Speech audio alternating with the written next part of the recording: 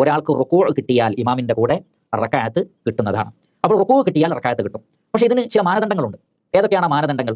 അത് നമുക്ക് പരിശോധിക്കാം. അതിൽ ഒന്ന്, ഒരാൾ പള്ളിയിലേക്ക് കയറി കഴിഞ്ഞാൽ ഇമാം റുക്കൂയിലാണെങ്കിൽ ആ നമസ്കാരത്തിൽ ചേരുമ്പോൾ തക്ബീറത്തുൽ ഇഹ്റാം നിർബന്ധമാണ്. അല്ലാഹു അക്ബർ എന്ന് പറഞ്ഞുകൊണ്ട് തക്ബീറത്തുൽ ഇഹ്റാം ചൊല്ലിയിട്ട് പിന്നെ അല്ലാഹു അക്ബർ എന്ന് പറഞ്ഞ് റുക്കൂയിലേക്ക് പോകണം.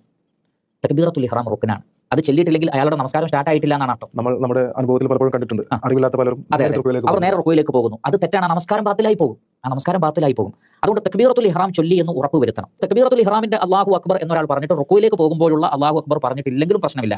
പക്ഷേ അതായത് അദ്ദേഹം തക്ബീറുൽ ഇഹ്റാമിലേക്ക് കയറിയിട്ട് അല്ലാഹു അക്ബർ എന്ന് പറഞ്ഞിട്ട് കൈ കെട്ടണം, പൂർണ്ണമായും കെട്ടണം. അതിനുശേഷം റുക്കൂയിലേക്ക് പോകണം. ആ റുക്കൂയിലേക്ക് പോകുമ്പോൾ അല്ലാഹു അക്ബർ എന്ന് പറഞ്ഞിട്ടില്ലെങ്കിലും കുഴപ്പമില്ല. പക്ഷേ തക്ബീറത്തുൽ ഇഹ്റാം മസ്റ്റാണ്. അബ്ദുല്ലാഹി ഇബ്നു റളിയല്ലാഹു അൻഹു പറഞ്ഞത്, നിങ്ങളുടെ രണ്ട് കൈകളും കാൽമുട്ടിൽ വെച്ചിട്ട് ഇമാമിന്റെ കൂടെ നിൽക്കാൻ പറ്റിയാൽ ആ റുക്കൂ കിട്ടും. അതോടൊപ്പം ചില പണ്ഡിതന്മാർ പറഞ്ഞു സുബ്ഹാന റബ്ബിയൽ അലീം എന്ന് ഒരു തവണയെങ്കിലും ഇമാമിന്റെ കൂടെ പറയാൻ സാധിക്കണം.